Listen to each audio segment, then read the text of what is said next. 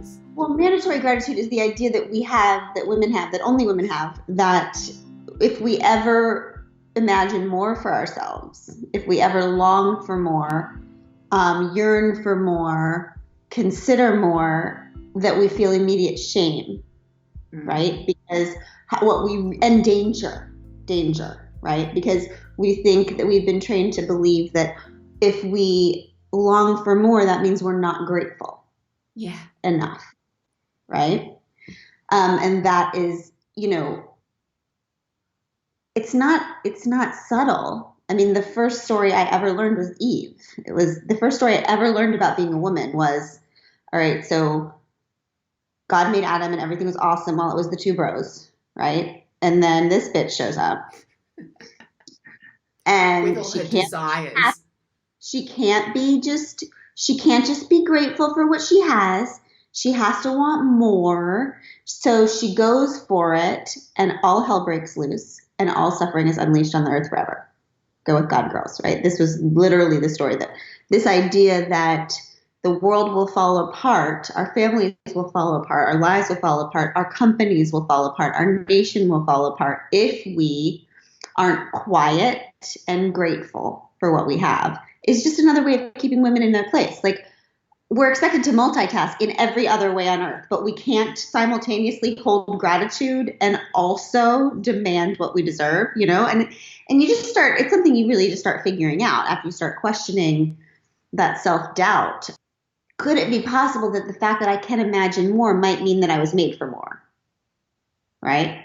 Because I'm just promise you, I mean, look, mostly I talk to women, but I talk to men too. And men don't sit around in their homes second guessing and third guessing themselves about whether they're grateful enough or if they should just stop wanting. They don't because they're taught to honor their desire, to honor their wanting. They're taught that the world gets better when they go out and conquer, right? And women are taught that the world falls apart when we trust our desire, right? So, all I can tell you is, all I have is my own experience. And all I can tell you is that the minute I stopped doubting and shaming myself for what was in my emotions, what was in my intuition, what was in my imagination, what was in my desire, and instead started going for it as if those were good things that were planted inside of me to show me the way forward for my life, like men do, the truer and more beautiful and more exciting and more free my life became. I mean, so it's just something, I would recommend trying it because it's amazing when you start trying it and you start saying how you feel and saying what you want and the whole world doesn't fall apart. It's an amazingly beautiful, freeing experiment. That idea of being grateful, I know is something that you wrote about in Untamed, wrestling with in your decision to leave your marriage to Craig because he was a good man. He was a good father. He was a nice guy. He didn't hit you. He was a provider. All of these things. Did other people try to push you into focusing on your gratitude, and did you have to actively push against that? Yeah. I mean, I think people are in two ways. I mean, there's people that don't like us and will just shame us for wanting more, right? But then there's also people who love us and who are in our lives and are afraid for us, right? Because it's like, well, it could be worse, right? Yeah. Like that comes down to, yeah. Like, I mean, maybe just stay there because if you go for more, if you want more, what if, like, what if it's worse on the other side?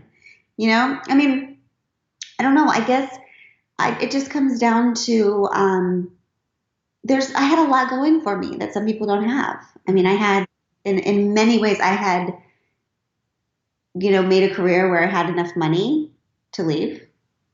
I had a lot of things. I had family that was ready to stand with me.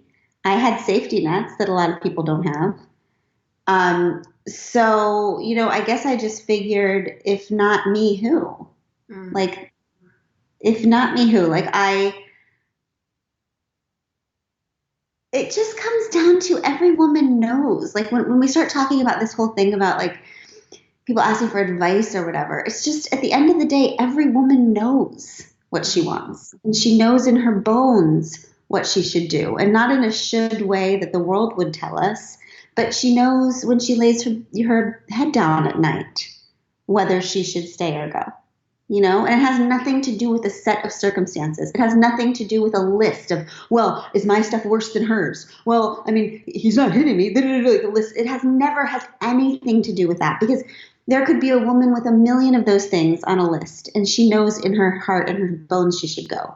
And there could be a woman with everything on that list, and she knows in her bones and heart she should stay, right? Mm. So I don't give anybody advice about that other than you already know.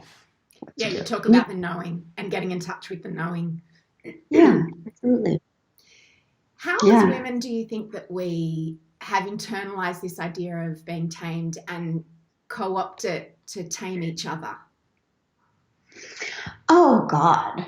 I mean, that's like sometimes that's like our main job. I mean, Jesus. All the time I hear, okay, well, Glennon, and this is from good women, like really good, strong women. Like, I want to believe in women. I want to support women like you do. I want to blah, blah, blah. But like, why are women always the ones that are like stabbing me in the back? And I get that. Like, that has been my experience too. But what we don't think about is that, like, I always think maybe women would stab each other in the back less if, as little girls, we were allowed to stab each other in the front, right? Tell me about that. Well, we little boys, I mean, I was a teacher. I know this. I have seen this play out time and time again. Little boys we are okay with them communicating directly to each other. Yeah. If a little boy doesn't like another boy, that's okay. If a little boy, and if a little boy tells another little boy off, get off me, whatever, like, it's okay. It's cool. They're boys handling it. But when girls don't like each other, it freaks us out. Like, oh, but you have to be nice. But like, oh, but just her feelings. Like, we are taught so early as little girls that we are responsible for everyone's feelings, that it is better to it's better to have an inner conflict than it is to cause an outer conflict, right? So if somebody hurts your feelings, if somebody hurts you, if somebody makes you sad, you smile, you cover it up, you allow that inner conflict to happen so you don't rock the boat on the outside, right? And this is something that everybody does. I mean, this is ingrained in our culture. We don't even know we're doing it. I mean, the studies that we used to have to do as teachers, where we had to watch a classroom and see how that plays out in a million different ways. It just does. And so we become adults who don't learn how to communicate directly with each other, right? We expect sticky sweetness from each other. We expect fakeness from each other. And then when we just swallow our feelings, we carb and sugar our feelings. We haven't learned how to just say it, right? So of course we become adult women who don't, as well as men have been allowed to, communicate directly, right? I mean, I think we can undo that. It pisses us off when we see a woman who is bold and daring. And I mean, ever since I've come out with Untamed, ever since I fell in love with Abby, there is not a time where I'm not at a speaking event where somebody doesn't raise her hand in the Q&A and say something like, I love you so much, but I have to tell you, when you used to talk about like pain and addiction and how messy life is, I related to you so much. But lately, I just find it harder and harder to relate to you. This is a recurring, I just find it harder and harder to relate to you. And it's not, every study shows us that the more confident, more successful, more powerful, more bold a man becomes, the more people like and trust him, right? And it's an exact bell curve the other way for women. The more powerful, the more successful, the more bold, the more confident a woman becomes, the less people like and trust her.